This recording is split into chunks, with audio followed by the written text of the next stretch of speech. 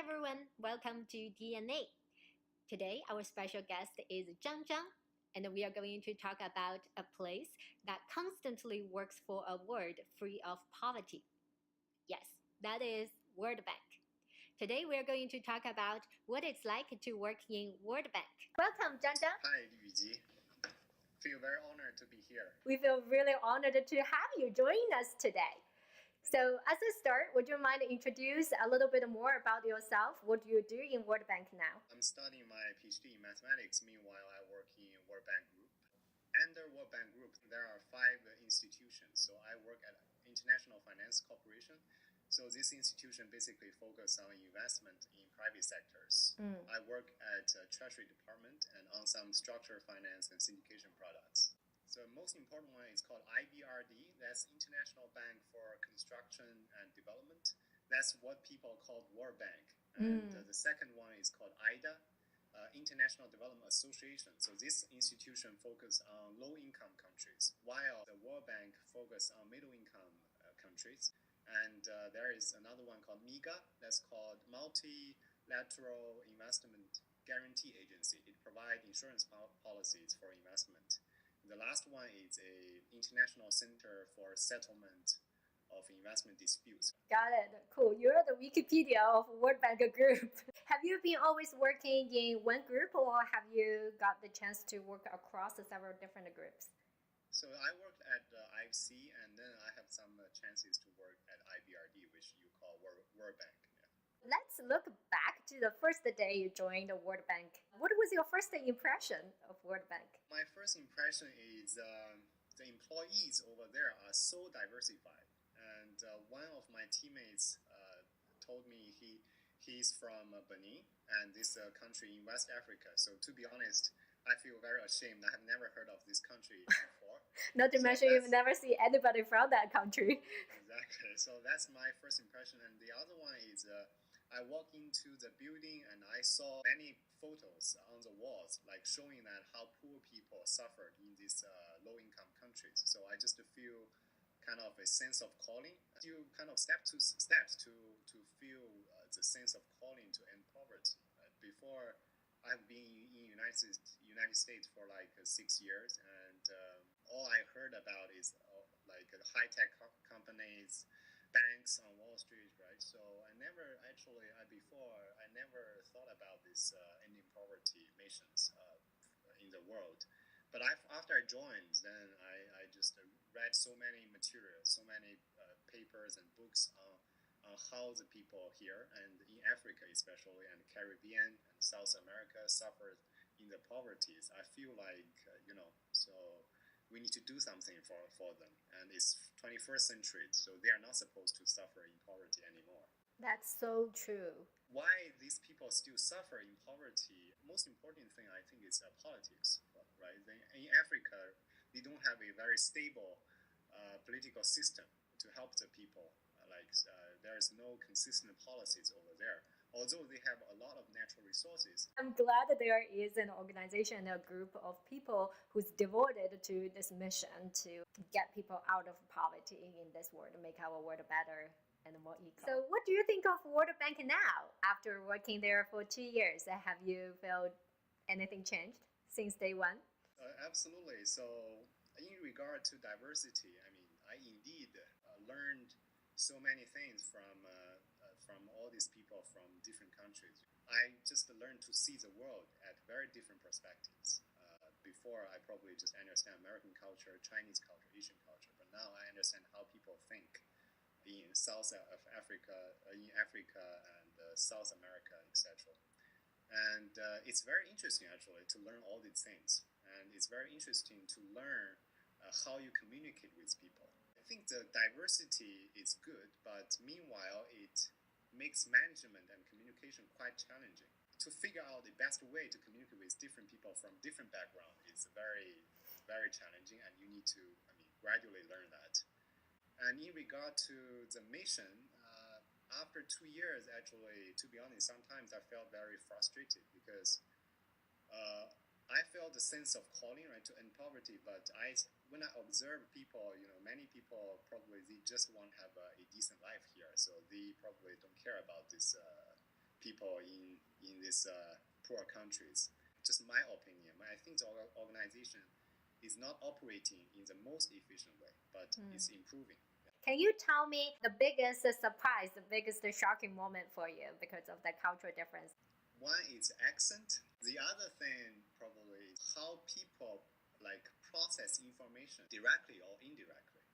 Like American culture, my understanding is quite straightforward. But in some culture, so they felt like very offensive, very, very offensive. Take it very seriously, and will make your relationship with him kind of totally goes to a wrong way. Got it. Yeah, in a lot of American corporate culture, we always say feedback is a gift, and feedback usually involves some negative sentiment. They are usually quite emotional and high stake. So it sounds like feedback may not be a great thing in some cultural, like at least the direct feedback. Yeah, you have to communicate in a subtle way. The definition of deadline, right? When we talk about deadline, we think that's the deadline you need to deliver. But in some culture, it's quite flexible. What is your day-to-day like? At IFC, International Finance Corporation, it just operate like an investment bank. So basically, I start my day just to reply email and follow up all the investment transactions and to see what happened. And if there are a lot of investment transactions recently in this season, probably I will be very busy to call the clients, etc. And in addition to this, I need to do some research and figure out some innovative solutions for the clients or for the people. So then you write papers or write proposals to get the grants or to start some initiatives. And that's also very important for my day-to-day job. And it's very important for you to climb up the career ladder, actually. Recently, we are thinking about this blockchain or this machine learning, how you apply this technology to emerging market countries and help people over there. That's a quite, interesting process. So what is the most interesting project you have worked on? Recently, we are trying to execute a transaction on blockchain. So basically, we want to issue a bond and through blockchain, and we work with banks. The vision over there is basically right now the fees occurred during this bond issuance process. It's quite high. So we want to cut all these intermediaries and directly reach to the retail investors, and then to help retail investors in Africa to better manage their money. If you go to Africa, you will find that the banks actually only give the people very, very low interest rate for their saving account, which doesn't make any sense. And we want to help these people to better manage their money through this new technology to see how it works. What do you like the most about your work? The most I like is the idea to help people, right? The idea to make the world a better place, and the idea to end poverty. And that's the thing that drives me to work every day. Of course, in addition, you have chances to meet different government officials, very great entrepreneurs, and academic researchers. Right? So with this World Bank platform or this World Bank stage, if you work smartly and work hard, you could build a very strong network and you could start some initiatives. What is the most challenging part for you? Most people can guess, right? It's just like a government, office politics, bureaucracy. That's the most challenging part. And although we are a financial institution, but our shareholders are sovereign countries, right? So in the investment decision-making process, politics play a very, very big role over there.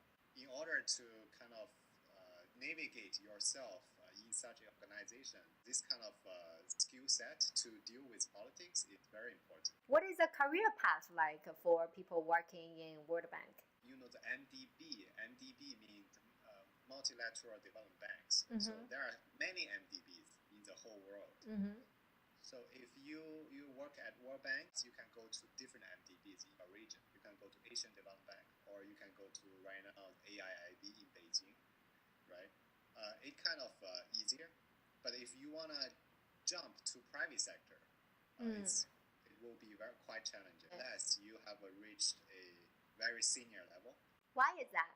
In our decision-making process, like for one project, Rate of return is one, of course, very important factor. So we still make money, but we also need to evaluate development impact, how many jobs it can create, and how much it can contribute to the society. Private sectors, they usually don't care about this, and we are not regulated by the Basel III or all these regulations. So we operate kind of in a different way from the private sector banks. If you learn your financial skill sets here, probably it's not quite transferable to a private sector bank. I think there are a lot of people really interested in getting a job in World Bank. So tell us how to get a job there. There are two approaches, right? One approach is you get a PhD in economics from a very top university, and then you apply for an economist position at World Bank Group. That's one way to get in. The other one is networking. So that's very important to get a job from World Bank Group. You need to know the people inside. You need to have some experience in private sectors, and then you know people inside. And when a job is opened, you could apply. So that's kind of easier for you to get in. Got it. Do they usually have a lot of openings every year? No. Basically, it's a World Bank Group, right? They don't lay off employees. Got it. So it's like in Chinese, 一个萝卜一个坑. Yes, exactly. For immigrants, usually we will need like H-1B to work in America, or you would want to apply for green card. How does it work with World Bank? If you work at World Bank will issue a diplomatic visa for you. The disadvantage is they don't apply green card for you unless you retire from World Bank Group. Work pace in World Bank is usually very slow and even slower than a lot of corporates. Is that true? It's true, yeah. It is slow probably also because no mistakes can be ever made in World Bank. Partly true. Our due diligence is a long process, so we want to make sure everything's right because our reputation is also very important. But I cannot say that we didn't make any mistake. So some of our project default, and some of our project, damaged the environment. Like we used to invest in mining company in Chile, and then this company, create a lot of job and here and there, boost the economy. But then the whole environment got damaged, and then people start to protest against the World Bank because we invest in this company. So I see. We made some mistakes. Yeah. You can see national leaders from time to time. We saw the president of the United States, even saw some dictators in Africa. Once World Bank, forever World Bank, which means you will never want to leave a job from World Bank. 3 years ago, probably people believe in World Bank job is a golden ball, right? 金饭碗, you won't get laid off. But luckily, this year we are trying to lay off people. Why luckily? Give you different perspectives. Right? So they try to lay off senior people, basically, senior position people. If you are junior, you are fine. The United States government think World Bank Group is not very efficient. So if we want to apply for more capital, they want us to cut staff and to save money. So that's why I think this year they are going to lay off some staff. It's not a golden ball anymore. It's probably safer than other financial institutions on Wall Street. Thank you very much, Zhang, for joining us today to share what it's like to work in World Bank. This is an organization and a group of people who I really, really respect and appreciate because they are constantly working to make the world better and more eco. Friends, if you have more questions about Zhang's experience or want to get a job in World Bank, you know who to reach out to. Let's do this tradition together. What it's like to work in World Bank. DNA, get.